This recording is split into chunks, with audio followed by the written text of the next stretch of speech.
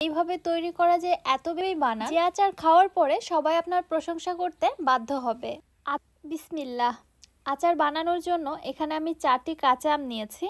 এই আচার বানানোর জন্য এমন আমটা নিতে হবে আমটা যেন পরিপক্ক হয়। এছাড়াও যে আমের আঁশ বেশি রয়েছে ওই আমটাই নিতে হবে, তাহলে আচার বানানোর সময় আমটা আর গলে যাবে না। ফার্স্টে একটি পিলারের সাহায্যে আমি আমের উপরের খোসাটাকে ছাড়িয়ে নিচ্ছি, তবে আপনারা চাইলে উপরের খোসাটা সহ এই আচারটি তৈরি করে নিতে পারবেন।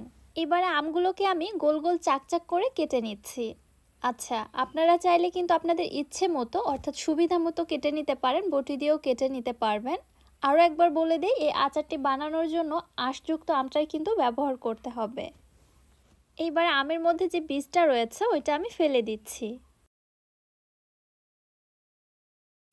আমের স্লাইসগুলোকে আমি ঠিক এইভাবে কেটে নিয়েছি, খুব বেশি মোটাও না আবার কিন্তু খুব বেশি পাতলাও না।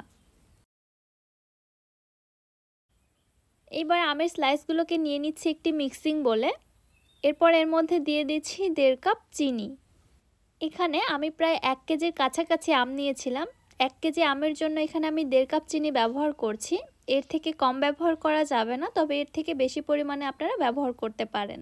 একটি ঢাকনা দিয়ে ঢেকে আমগুলোকে রেস্টে রেখে দিচ্ছি প্রায় 3 থেকে 4 ঘন্টার জন্য।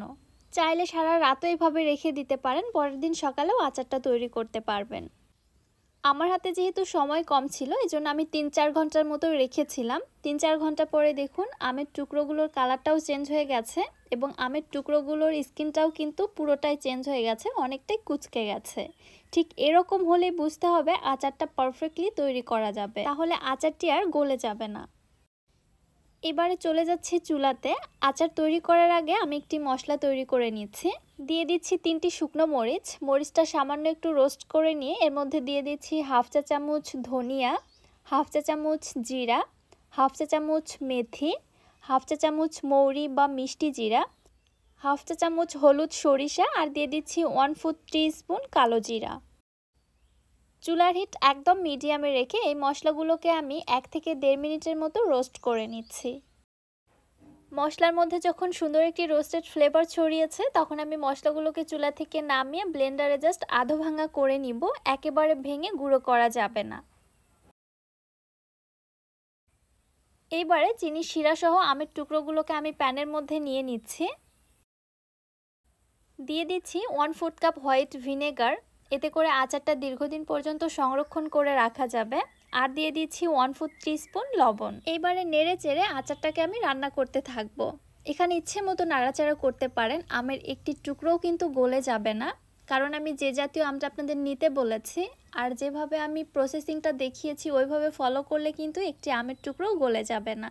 রান্না করতে করতে যখন ঠিক আমের টুকরোগুলো সেদ্ধ হয়ে স্বচ্ছ হতে শুরু করেছে তখন দিয়ে দিচ্ছি ঝালের জন্য 1/2 চা চামচ মরিচের গুঁড়া এবং 1/4 টিস্পুন হলুদের গুঁড়া দিচ্ছি জাস্ট কালারের জন্য। আবারও নেড়েচেড়ে জাল করতে থাকবো শিরাটা ঘন হয়ে আসা পর্যন্ত এবং আমের টুকরোগুলো সেদ্ধ হয়ে একদমই স্বচ্ছ হয়ে আসা পর্যন্ত। শিরাটা যখন ঘন হয়ে আসতে শুরু করেছে এবং আমের টুকরোগুলো প্রায় 80 থেকে 90% মতো সেদ্ধ হয়ে গিয়েছে, ঠিক ওই পর্যায়ে দিয়ে দিচ্ছি আগে থেকে ভেজে গুঁড়ো করে রাখা মশলা।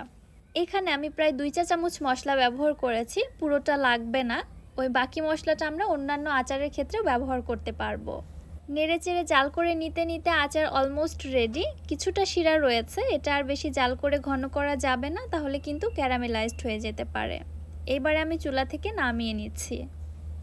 আচারটি দেখতে কত বেশি লোভনীয় হয়েছে, মাশাআল্লাহ, দেখেই কিন্তু জিভে পানি চলে আসছে। আপনারা যত প্রকার আমের আচার খেয়েছেন আমি বলবো এইভাবে